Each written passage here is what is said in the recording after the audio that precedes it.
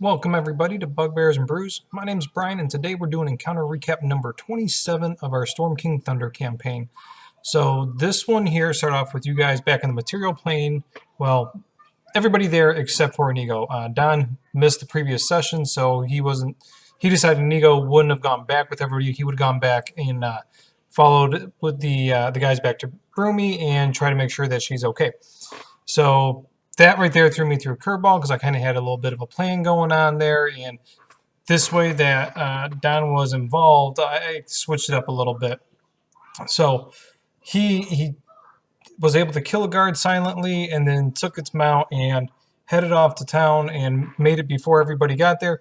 And when he got there, everything seemed to be okay. The second group came back, the splinter group came back to the tribe there, and from there, they kind of tried to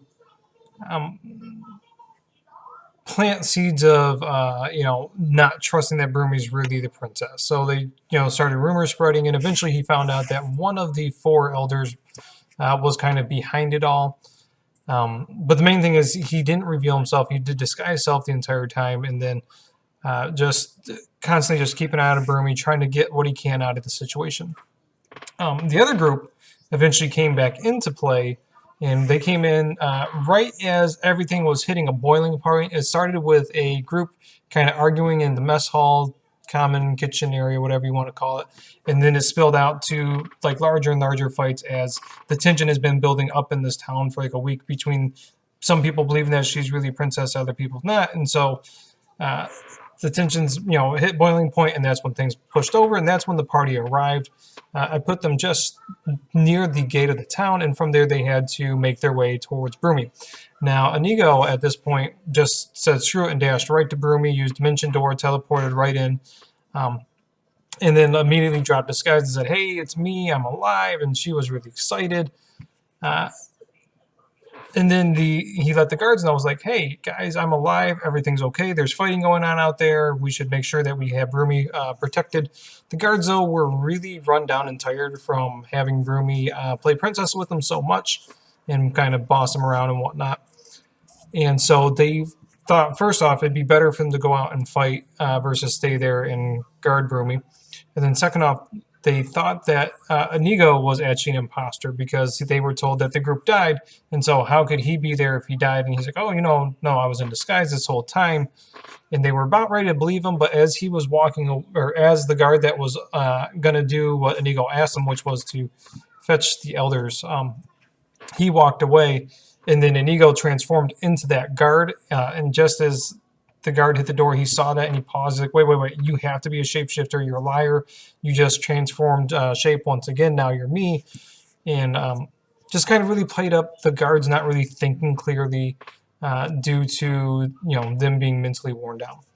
Now the group outside, the main party, they had to fight their way through several different combats. Now the combats in these, I tried to design each one of them to be a little bit different. Some of them were involving villagers, and then some I tied in a bit of this, I don't want to say cult, but this faction that's going on that Eleni has developed. So the first group was a group of like just tough townsmen. There's some archers and some fighter types. You guys handled those pretty well. It started off though with Ivar trying to get a little lippy with it, and he attempted to hit him, and I think it failed miserably. And then the guard replied, or the fighter guy replied back with a crit that hurt pretty well, or pretty did a lot of damage. Wow, I can't speak today. But in the end, once you guys got spread out a little bit and you worked, I think a lot of Leo Forl's AOE spells really helped take them down. He's constantly able to line them up and get a couple of people in the lightning shot. That went pretty well for you guys. You had a little bumps and bruises. You stopped, you healed up, cast some spells, and went on your way. The next group wasn't the dogs. What was the next group? Oh, the next group you actually subverted. You guys, so Thessalon, when he went back, he was pretending he was Eleni. So he was dressed up as Eleni, or disguised self as Eleni. And so the next group that they encountered, he played off that he's Eleni. He's like, "Hey, what are you guys are doing? You're with me. Come on, we have to go get Broomy." And they bought it hook, line, and sinker, which is, was going to be a little bit tougher fight, I think, because I was introducing magic elements in it. Not that I haven't used magic before in the game, but it was going to be a couple strong fighters with a magic magic user that they couldn't really get into, like a melee range type deal. So it's going to be like a sorcerer battle. But they joined up, so they had 3 additional people with them, and then that's when they came across the first person from Eleni's camp, which was, we dubbed him the Houndmaster, and he was there with a couple Shadowfell hounds. And the hounds, so the first thing is like, they're like, hey, you know, the group that was with you guys, they kind of seemed a little bit startled because the Houndmaster was there. And so, you know, you guys started seeing like all these Shadowfell hounds just going and just demolishing people, not caring much if they were for the anti-Broomy side or for support of Broomy, just demolishing everybody. But you guys were able to get in with the Houndmaster, and you took care of him. He was a lot easier than I expected. The Shadowfell hounds, I think those were actually more pesky than the Houndmaster, which the Houndmaster was actually a blackguard, just reskinned a little bit there. But the Shadow Hounds, I think, gave you guys a little bit more trouble. They kind of have that, you know, if you don't hit them, then there is a image that, you know, that you have disadvantage until you hit them for that round. There we go. That's what I'm trying to think of. Like I said, you scared some of the dogs away. I did kind of go a little soft on you on that one. Mainly, I dialed back the number of hounds that were there. The dogs, some of the dogs didn't come back after they ran away. Some of them did.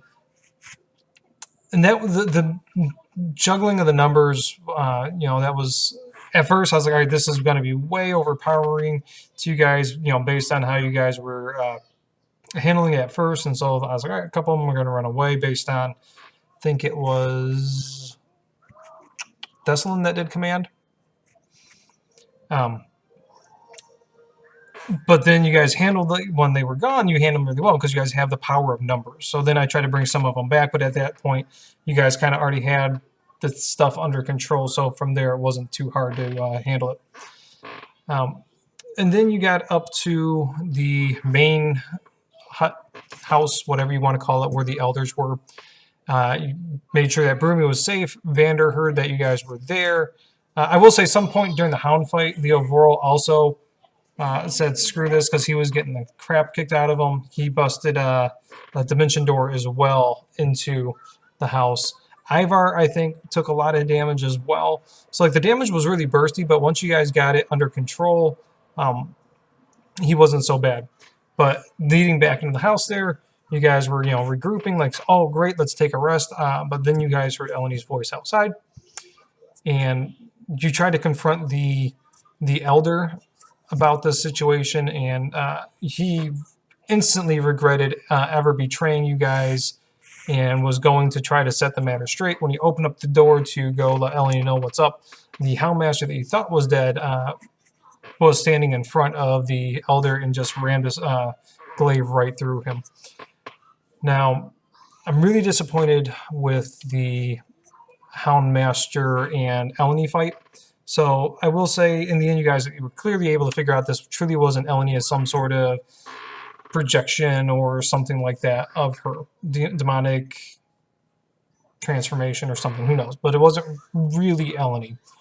Mainly, you guys put that together because she wasn't casting spells. She was wearing some heavy plate armor. She was flying around on demonic wings, but she looked like Eleni just with some different stuff going on there. Of course, it has been some time since you saw her. But part of it was that you had Vander, who was hanging out inside the house the whole time, so you had a completely fresh level 10 character just ready to unload on Eleni. So I think that I wasn't prepared for. I didn't think about that one fully through. So that kind of trivialized the combat, being able to do a telekinesis and bring her into line, having her be restrained, which gave you advantage on attack rolls. Plus, I was rolling poorly. I think with the two things there, you know, having a completely fresh level 10 versus the boss, really shows me that, this shows me some of the mistakes I made, and that's good there. Once we killed him though, killed them, that's where we ended up. As far as how all this goes, I had to do some on-the-fly adjustments. I'm not really 100% sure I made the right decisions. I should have stuck with my original game plan, I think. But it is what it is. I didn't really change up the encounters. The encounters themselves were there, but the way I structured the whole session changed. So the session was originally going to be like build up the town, defend it, and you guys were going to be able to use a lot of elements to your advantage. However, I switched it up when Vander wanted to hang out back in the Shadowfell, and I really wish I should. I really wish I didn't. I could have worked it in that way. He could still be a part of the fun. And honestly, he sat out more doing it this way than he would have the other way. So just goes to show, stick with your original plan sometimes. You don't always have to do something on the fly. But yeah, it worked out okay. The combats weren't exactly my favorite. I will say the combats, to me, they were a little rushed. I was just trying to grab a whole bunch of stuff to add flavor. And when I do that, and I'm juggling, I think I had 7 or 8 different monster stats I was running within 4 rapid combats. It made it so I wasn't as familiar with all the stats as I should have been, and so I didn't use them quite as much as I, didn't utilize them as much as I should have, and so the part of that's on my prep, but also, I just feel like this wasn't exactly my favorite session. Hopefully, I'll make up for it next week on Wednesday. Tomorrow, crap, because I'm recording a day late. So hopefully I'll make up for it, and tomorrow will be a lot better. I'm hoping it will be. I have a good feeling on where I want to spend things. Just got to kind of do some final thoughts there. So talk to you guys tomorrow. Bye.